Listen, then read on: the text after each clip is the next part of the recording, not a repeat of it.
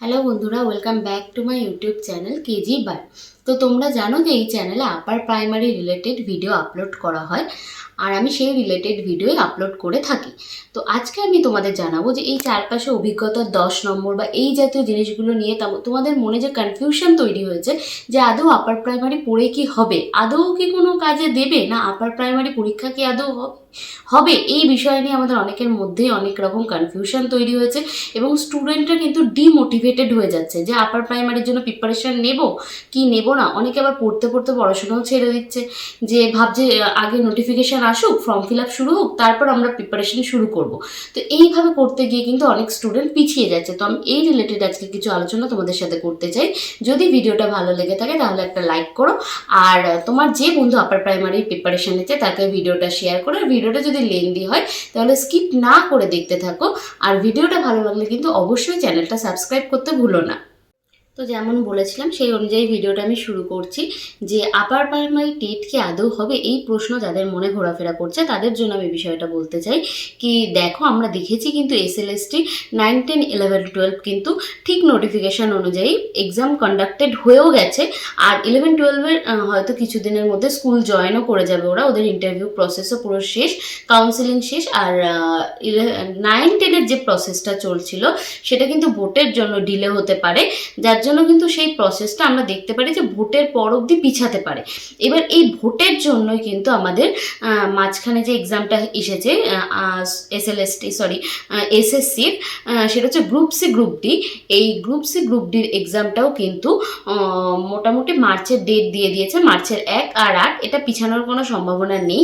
তো এই পুরো প্রসেসটা কমপ্লিট করতে, মানে গ্রুপ সি গ্রুপ ডি আর SLST 9, 10 এই প্রসেসটা কমপ্লিট করতে SSCর বেশ কিছুটা সময় লাগবে। এই সময়টার মধ্যে কিন্তু আপার প্রাইমারি টেটের নোটিফিকেশান আসার সম্ভাবনা আছে, কিন্তু এক্সাম হবে না এক্ষুনি। এক্সাম হবে সম্ভবত, আমি আবারও বলেছি যে জুলাই আগস্ট মাস নাগাদ। তবে এটা সম্পূর্ণ অনুমান ভিত্তিক, এই বিষয়ে কিন্তু কোনো আপডেট নেই।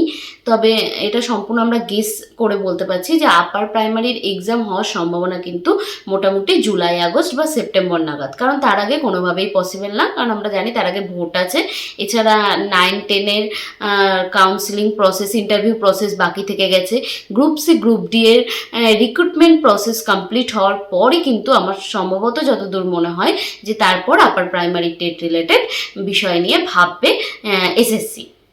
কিন্তু অনেকের মনে যে ব্যাপারটা আসছে সেটা হচ্ছে কি, আদৌ হবে তো এই ভেবে কিন্তু অনেকে পড়াশুনো ছেড়ে দিচ্ছে।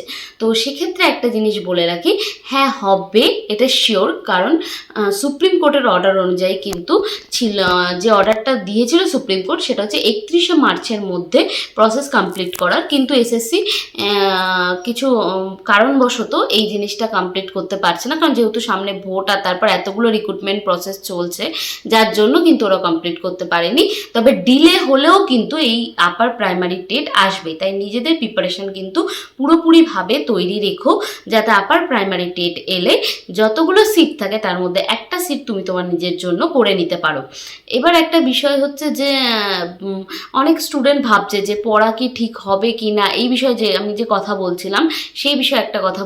আচ্ছা, অনেক স্টুডেন্টদের ক্ষেত্রে আরেকটা বিশেষ প্রবলেম থাকে, সেটা হচ্ছে কি অনেক টাকা দিয়ে কোর্স কিনে বা বই কিনে পড়ার সামর্থ্য থাকে না। তো সেই বিষয়ে আমি তোমাদেরকে বলেছিলাম যে যদি তোমাদের রেসপন্স ভালো হয়, যদি কমেন্ট সেকশনে তোমরা কমেন্ট করো যে কিভাবে তোমরা ইউটিউব থেকে সম্পূর্ণ ফ্রিতে প্রিপারেশান নেবে, সম্পূর্ণ ইউটিউব ব্যবহার করে তোমরা কিভাবে ফ্রিতে প্রিপারেশান নিতে পারবে, কিভাবে ফ্রিতে নোট পেতে পারো, এই বিষয়ে বা এই রিলেটেড আমি ভিডিও তোমাদেরকে প্রোভাইড করব। তো তোমরা যদি এই রিলেটেড ভিডিও পেতে চাও তাহলে নিচের কমেন্ট সেকশনে জানিও যে তোমরা এই রিলেটেড ভিডিও চাও কি না। যে সম্পূর্ণ ইউটিউব থেকে তোমরা ভিডিও দেখে বা নোট ব্যবহার করে কিভাবে পুরোপুরি আপার প্রাইমারি টেটের প্রিপারেশন নেবে। আর যেটা বলতে চাই, আপার প্রাইমারি সিলেবাস সম্পর্কে তোমরা অনেকেই কম বেশি জানো।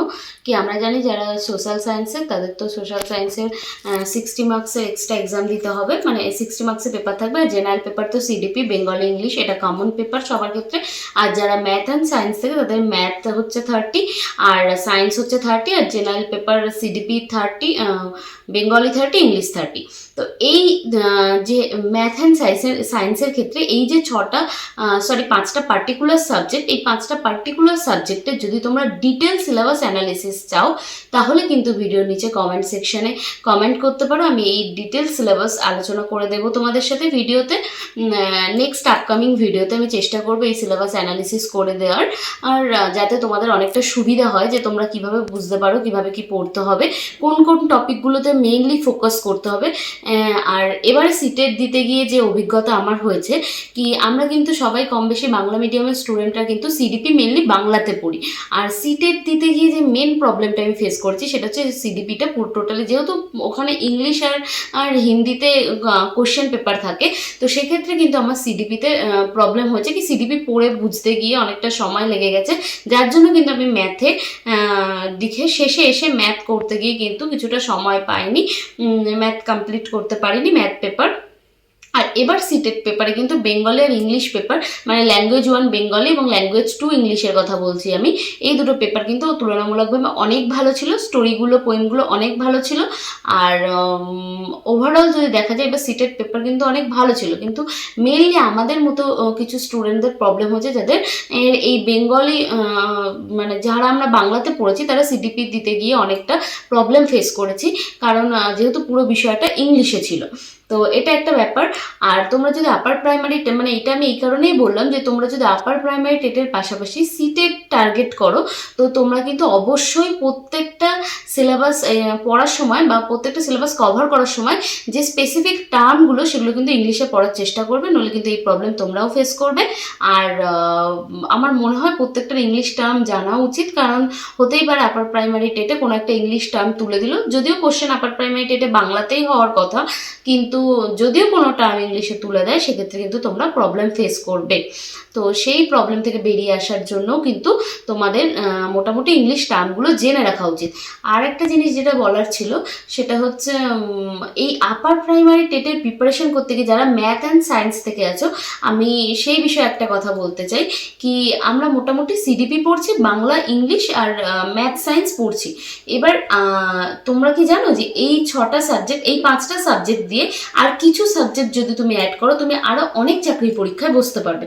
তো সেটা সেন্ট্রাল গভর্নমেন্টেরও হতে পারে, সেটা স্টেট গভর্নমেন্টেরও হতে পারে। তো এই রিলেটেড যদি তোমরা ভিডিও চাও যে আপার প্রাইমারি টেটের সিলেবাস থেকে এক্সট্রা কোন সাবজেক্ট অ্যাড করে, দুটো বা একটা সাবজেক্ট অ্যাড করে তুমি অন্যান্য পরীক্ষাগুলো ভালোভাবে ক্র্যাক করতে পারো, তো এই বিষয়ে যদি ডিটেল ভিডিও চাও তোমরা, তো ভিডিওর কমেন্ট সেকশানে জানিও আমাকে, আমি চেষ্টা করব নেক্সট ভিডিওতে তোমাদের এই বিষয়ে জানিয়ে দিতে। আর ভিডিওটা যদি ভালো লাগে, আবারও বললাম চ্যানেলটাকে সাবস্ক্রাইব করে পাশে থেকো, আর ভিডিওটাতে একটা লাইক করে তোমার যে বন্ধু আপার প্রাইমারি টেটের প্রিপারেশন নিচ্ছে তাকে শেয়ার করো।